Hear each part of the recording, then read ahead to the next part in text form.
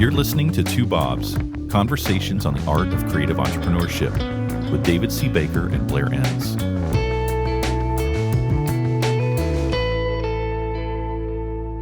David, well, you've written a recent post that has struck a nerve with people. You act like that's unusual. I thought you were going to give me my line back to me. That's Tuesday for me. That's what you said. Yeah, it's Tuesday.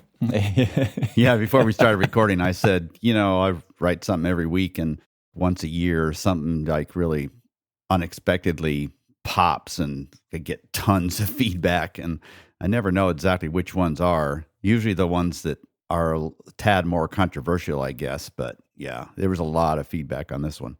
Yeah, I don't think it's much controversy, but it's, what would I do in your shoes? And a big, broad question. So the question somebody posed to you, if you were starting a professional service firm from scratch, how would you do it and why? You didn't list the points, but there are 39 pieces of advice, 39 bullet points that you've offered. And I saw the post on LinkedIn. Man, you got a lot of feedback. And some people were posting videos of them kind of using this as a diagnostic tool in their own firm. Mm-hmm. So lots of positive feedback. Any weird stuff? Yeah, for sure. And stuff that's just kind of blows my mind. I can really understand why any individual might push back against some of these things, but some of the pushback just kind of surprises me. Like one person said, well, there is no way this would work because we could not orchestrate having 2 company-wide meetings a year. And it's like, really? That's your issue? You think that's what's going to be the obstacle here? One of the points I said, I would absolutely not have a mixed firm, a hybrid firm. Like it would either be all in person or it would be all remote, no in the middle. Yeah. And I said, I'd reluctantly have to be remote. That's not my first choice, but there's no way I could get this many good people unless I allowed remote. So if we're going to do remote, then there's going to be a mandatory meeting every 6 months. Of course, if you've got a family emergency or something, well, then you can't come. I understand that. But that was the big thing that she objected to. It's like, oh, we could never make that work. Okay. Was the objection the logistics or the cost? The cost. I think you've probably made this point before. You should take what used to be your facilities expense and reallocate that to travel for this purpose, right? Exactly. 6% of your fee base is anywhere from 4 to 6%. It helps build culture, right? That's why a lot of firms during the pandemic, when they went to remote, they didn't have much of an adjustment. That's because the people had worked together face to face. And so they knew each other. They spoke common languages and so on. I don't mean like English. I mean, they had a cultural fabric underneath them. It's like, well, if you don't have that, then you've got to build it somehow. And that was my point. I want to go through not point by point. I've highlighted what I think are the most interesting points for us to dive into, but you did speak to this issue of not being hybrid, either being all remote or all on site. And it's somewhat related to another point you made. You said in terms of the website and the presence in the world, you would anchor the firm to a location, a city. Why is that? Because when I go look at firms' websites, a lot of them, you have no idea where anybody is unless you go to their LinkedIn profile. And I just think that as humans, we like to anchor people that we're going to trust to a location. And so even if it's a fully remote firm, I think we ought to give people that hook, that geographic hook. I haven't done any research on it, but I just think as humans, it's hard for us to trust somebody where we can't picture where they are. I smiled when I read that because I have the same feeling. I can't point to any kind of evidence on how this would impact the business. But from my own experience, when I'm learning about a firm, whether I want to hire them or they're thinking of hiring us, I want to know where they are.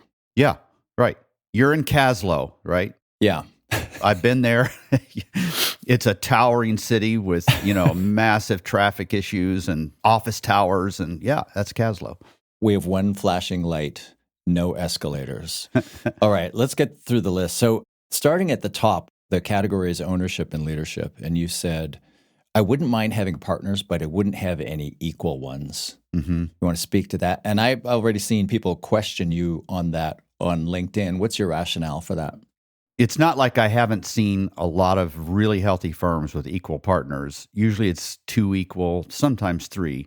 I might do 3 equal partners because then you could break a tie. But that's really at the root of why I would not want to have equal partners. Now, if I did have equal partners, like I can think of some people that I would partner with, there would be a really strong buy-sell or bylaws ownership agreement that specified how we would handle disputes. And if the firm needed to split, there would be a formula for the valuation. There would be terms over which that would be paid. Everything would be spelled out. So all we have to do is say, okay, I'm out. Like, okay, we got a call on this agreement that we both agreed to. Partly that comes from the fact that in our M&A practice, I handle all the non-conforming work, so pulling these things apart or putting them together in the right way. And I've just seen too many problems with equal partners where they're disagreeing on something. I guess your perspective on that would be, let's just call it valid because of all the situations you've seen and all the difficult ones you've handled. I think that would be reassuring to all parties if all of these things were pre-thought out and covered in the partnership agreement. You also said from the outset, you would begin with a strong board of advisors from different business backgrounds, and they would be paid. So talk to us a little bit about that. And how much are these people paid?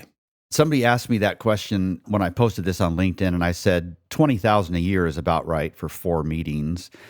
And I would say that very few firms have formal advisory boards.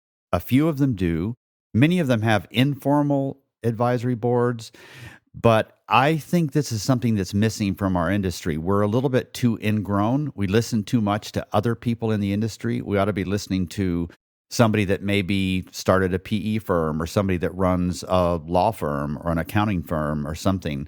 I just think we should formalize this. It probably isn't necessary when the firm is smaller, and I'm not sure you could carry that expense as a smaller firm. Right. But I think as a larger firm, how would you answer that, by the way, if I flip this around? All the firms, hundreds, thousands of firms how many have advisory firms and what's the impact? I have no idea, but I know it's a lot higher in the UK than it is in the US. Just anecdotally, it is far more common in the UK than it is in the US. Yeah. I think that issue of cost, though, you said from the outset, so you're adding an extra $100,000 to the overhead right at the outset. So it might not make sense initially, but you would imagine there would be some revenue point at which it does make sense. And your point is, no, do it at the beginning. If you can, yeah, and it might be free at the beginning. But like if you step back and look at this firm, it's clear we are going to make a whole lot of money. Like $100,000 is nothing to us. The confidence of the entrepreneur. Yeah. Planning the business on paper from scratch. Yeah. Start with projections, right. Yeah. One other interesting thing about the leadership team would consist of all equity partners and department heads, but not every member would be invited to each meeting. How does that work and why? It's so unnecessary. If I could inscribe my own tombstone, it will be like fewer meetings. That was his message in the world. And I've been in many of these meetings, like when I'm in a consulting engagement with a firm. And there are times when we're talking about moving to a new accounting program or something. Why does everybody have to be in that meeting? Just pick and choose the relevant people for each meeting. And then if somebody really wants to come and they aren't invited, that's probably fine. But I just think we ought to be a lot more intentional instead of the way these meetings are happening. Even on the leadership team, it's like, okay, we meet every Thursday at here.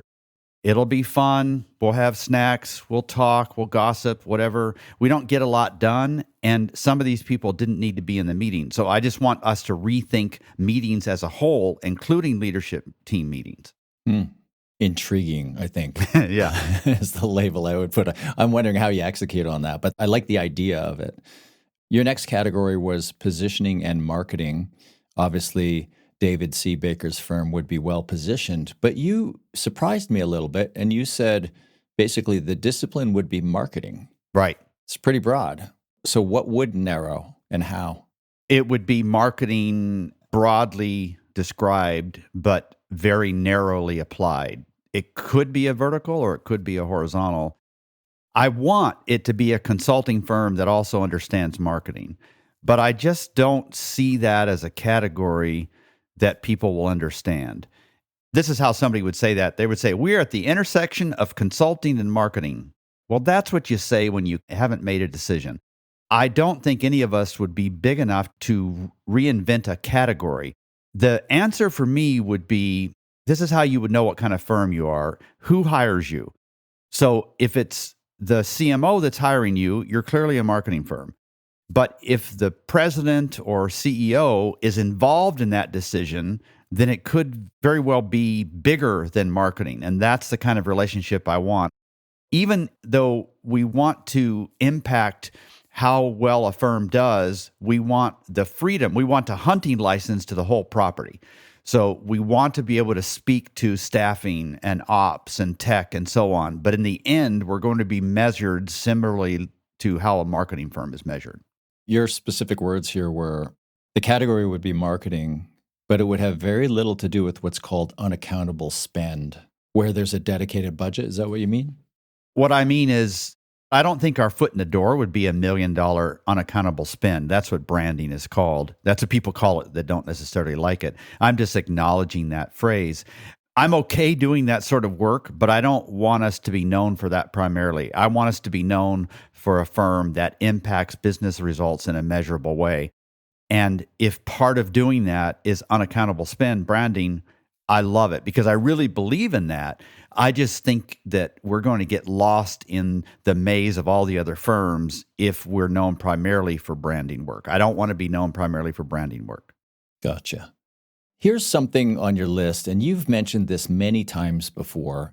I don't remember if I've brought up not my objection to it. I'm not objecting to it, but how unique I think this is.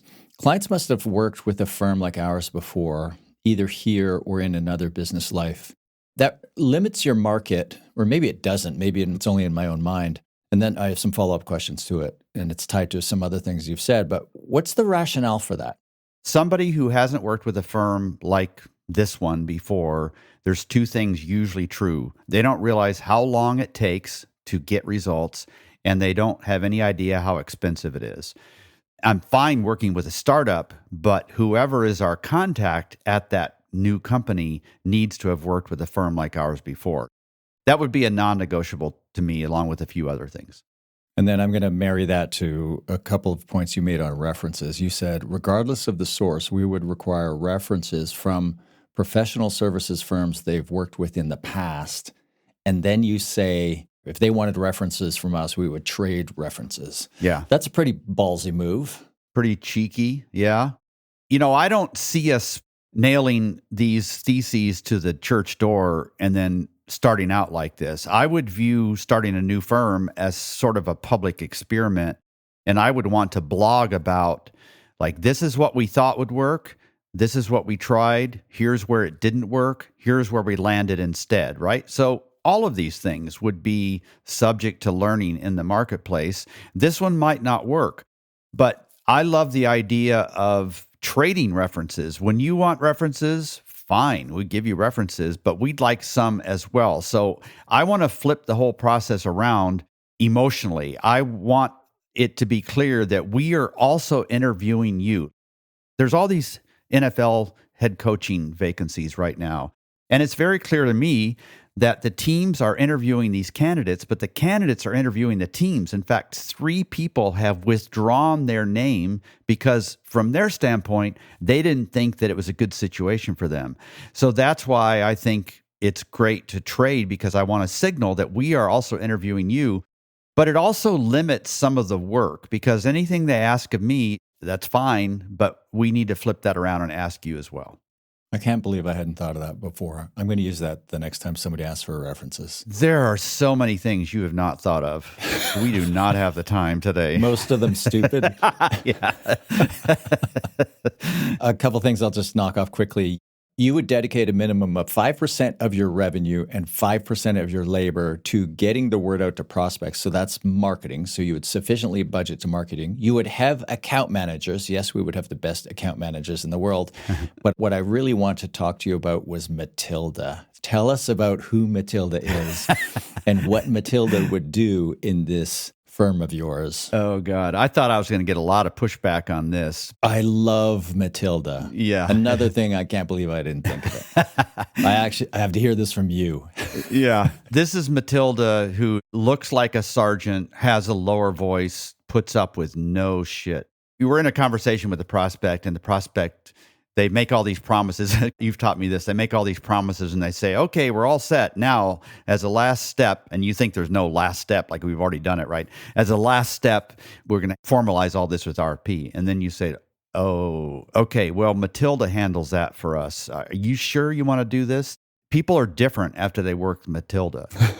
You know, people have less confidence after they've worked with Matilda. She runs our value ops department, or our Department of Enterprise Value Engineering, or, whatever you want to call it. Yeah, love it. She has read all of your books. She's been through all the training.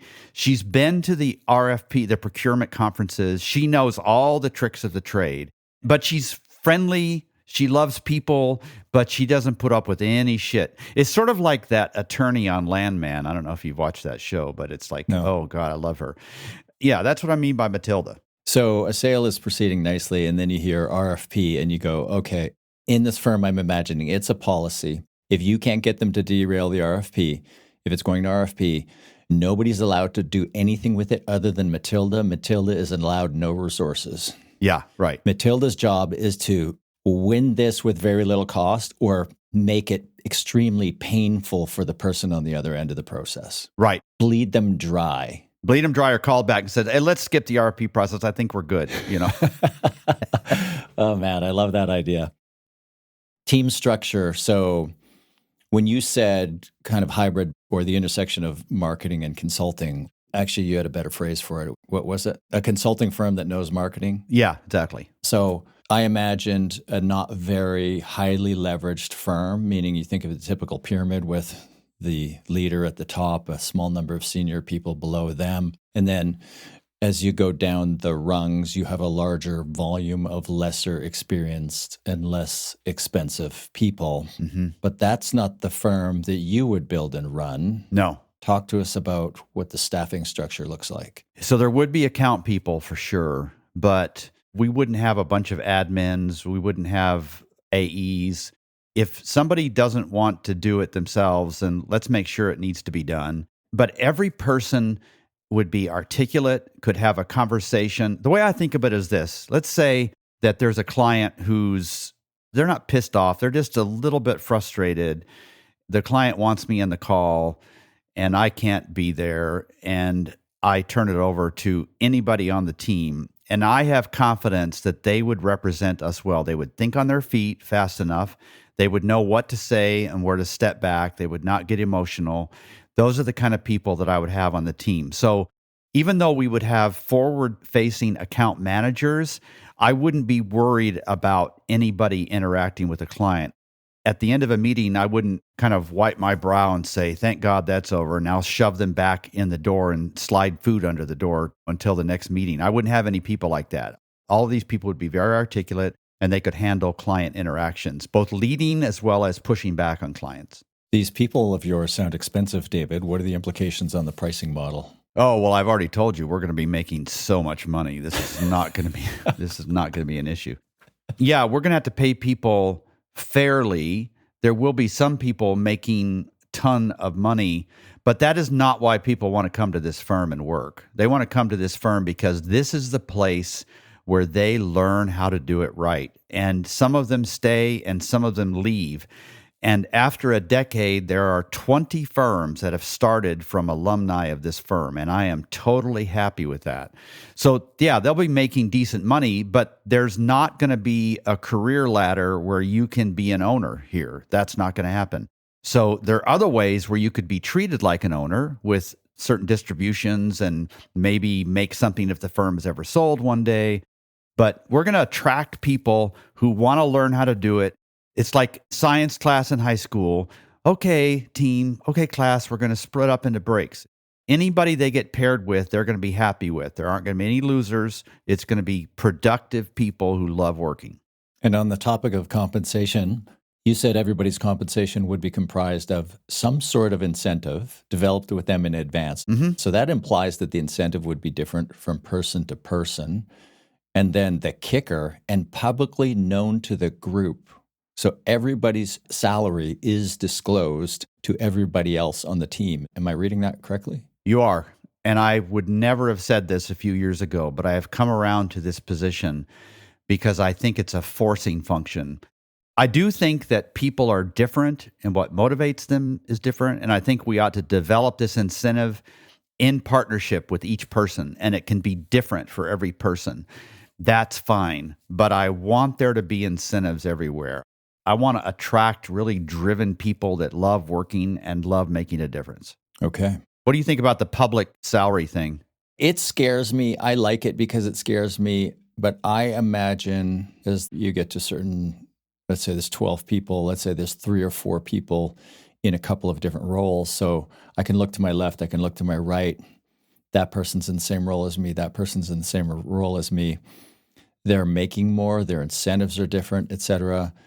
I imagine that invites resentment and constant revisiting of the comp plan, although you could probably policy that and say we revisit it once a year. That's the downside as I see it. But as you pointed out, you've seen this before. You've seen this work, have you? I have. Not many times work well, but I have seen it work, yeah. We couldn't have like votes on salary or anything because people are too good at building coalitions. The leaders would have the final say. But, if somebody who's paid really well and other people who are doing something similar but not paid as well, that should work itself out. I think part of being a high performer is being comfortable with demonstrating that to other people as well. So this would be a case where if it didn't work, then we would just stop it. And I would put that in the blog. It's like, we tried this, it didn't work. I love the spirit of experimentation around that. And I love that it makes me nervous. And I wonder if it's trading one set of problems for another, but the trade-off might be worth it. Mm-hmm. And I don't know if I've ever seen it. I don't have any experience with the model. It's one of the many interesting points in this post about things to consider, including the next one. Talk to me about your diversity policy. And this one I really thought I would get a whole lot of feedback on, but I just said diversity is important, but diversity understood a little bit differently. I can't really speak to other industries, but in our industry, I don't think we have the right mix of rural versus urban. And that's understandable because most firms are in cities, and so they would attract. Now, you'd think that would be a little bit different because of all the remote people, but it's not yet. Male and female, I think it's within acceptable bounds right now. That's not a concern for me. Race is interesting. There are some underrepresented, but I wouldn't work super hard at the race thing except as a tiebreaker. I would work very hard at 2 things, and that would be rural, urban, and then political beliefs. So not so much what that person believed. I wouldn't care too much whether they were more on the right or the left. What I would care about is, can this person demonstrate that they have friends from all different areas? Oh, that's good. That's important to me. And I think it's really missing in our industry. And because of it, I think we understand half of the consumer world really well, and the other half of the consumer world, we kind of struggle to understand how they think, how they buy things. Yeah, that's a great litmus test. I think you and I are probably exceptions on this front, in that I don't think, with some obvious exceptions, if you're doing, say, political work, I wouldn't want the firm to have kind of a unified political point of view. Right. I wouldn't either. You would want people who disagree with each other politically and understand that it's just politics, that their worldview isn't right or wrong. It's just their view. Mm-hmm. And I think the best way to assess that is, can you manage having friends? You could even just look at people's families. In your family, do you still get along and have great Thanksgiving dinners with people who have differing points of view? And I think you should be able to do that. In addition to making the compensation of each individual team member public within the firm, you say you would publish the financials of the firm on the website for public viewing. Mm-hmm. What the hell, Baker? I know. That would be a new one. I've never seen anybody do that. The procurement people in your clients' businesses would absolutely love that. Oh, Matilda might veto this idea. She might. There's so many advisors and marketing people out there that are selling their clients a bill of goods about how successful they are. And it's like, no, for one thing, that's a lie. And for another, should you really be listening to some of these people? Now, there's an argument against what I'm saying. You can be a fantastic referee in a soccer match or American football match and not have played the sport, right? So it's quite possible that you learned everything you did from your own failures. That's okay. This is true for publicly traded companies. We know how successful they are, right? And it's not true for private. This is another crazy idea. It may not work, but I think it's worth trying. I think Peter Kang at Barrel, they own other firms and other investments, and he routinely publishes the financials from all of his businesses, I think. He does. Yeah. It's on LinkedIn all the time. I admire that. I think it's fantastic. It takes so much courage, and your level of trust, confidence just rises when you read something like that. Yeah, Peter's a good example of that. Let's see. There's some things here I'd love to talk about, but we'll skip over academic theory of change. Oh, here we go. Uh-oh. No. When you get excited, I know I'm screwed. It's a trap. I'm laying a trap. I'm not at all. I was interested to hear your point of view on customized versus productized services.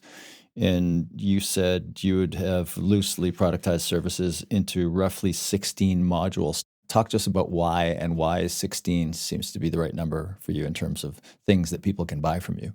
And you said modules, not products, so there's a lot there. Modules, right. I can't speak in anything that is not divisible by 2, so it can't be 15 or 17, so it has to be 16. Right, it can't be a prime number. Many of these don't come from my own experience. This one does. So if you go look at our website, you'll see, I think it's 12 modules or something. I think there probably needs to be more, but they're combined uniquely. And this makes it so much easier for a client to buy. It makes it so much easier for you to train new people that come and work at your firm.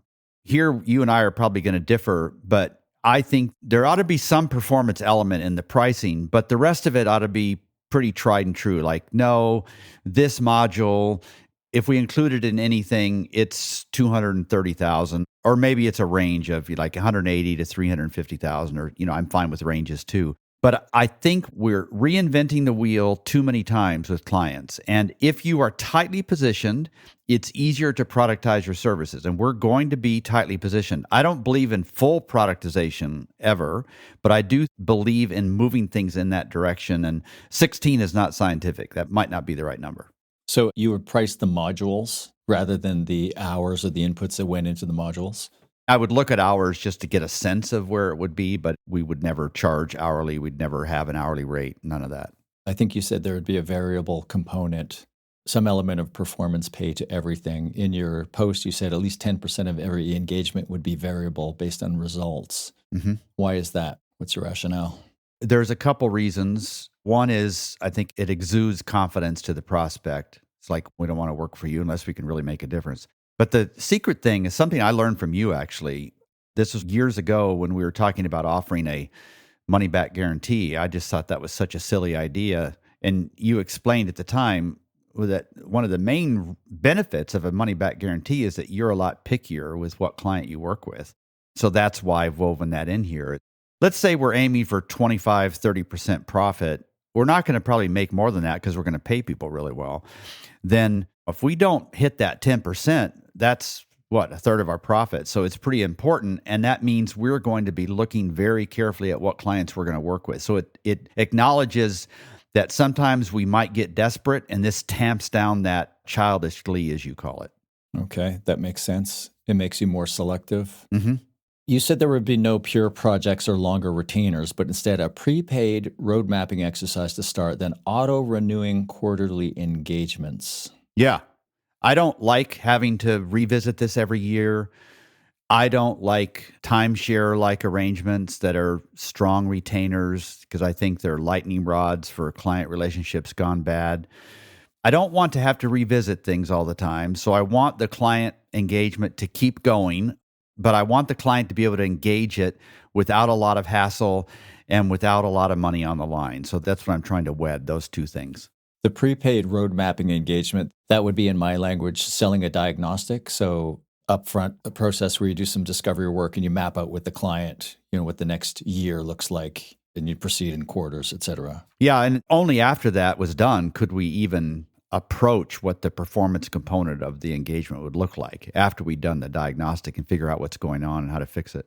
You would limit the firm to about a dozen clients concurrently. You would focus on mid-level companies. You would always have direct access to the CEO, even though you wouldn't work directly with them. And a team member, I imagine would be a requirement, would have a twice annual meeting with key client decision makers. Those things all wrap up together nicely. What do you want to say about them? Just one thing, I think we're taking our long-standing client relationships for granted, and I think wonderful things happen when you're face-to-face with a client over dinner, a couple drinks, walking the halls, meeting other people. So I'm trying to fix that essentially. On the dozen clients concurrently, I want to create some sort of limit. It's like, okay, we have 1,000 of these for sale, and after that, they're gone. It's that sort of interest I want to raise. So if somebody wants to work with us, they could start small, and after we do a big project, they could still stay on small, but it needs to be a significant engagement. And I don't want to have 30 clients. I think 12 clients is a beautiful number. It allows us to get into a client situation deeply enough to make a difference and to make money. And then if we have other interest, then we just say, listen, we don't have an opening right now. We might have one in May. Can we stay in touch? That kind of thing. So I just want there to be a little bit more limited access to what we do. Yeah, we've talked about that before. Having your opportunity increase your capacity, even if you are restraining your capacity for that purpose, gives you confidence. It allows you to act with more backbone in the sale and in your client engagements. Yeah. Last one. So a team member would meet with the client, key decision maker, twice a year and direct access to the CEO. Our mutual friend, Mark O'Brien, has this great line that I really wish I had written, but I do cite him every time I say it. It's the prospect's mind is malleable, the client's mind is fixed. So if you're in an engagement with a client and you find you're not getting access, the client won't agree to regular meetings, their behavior is already fixed.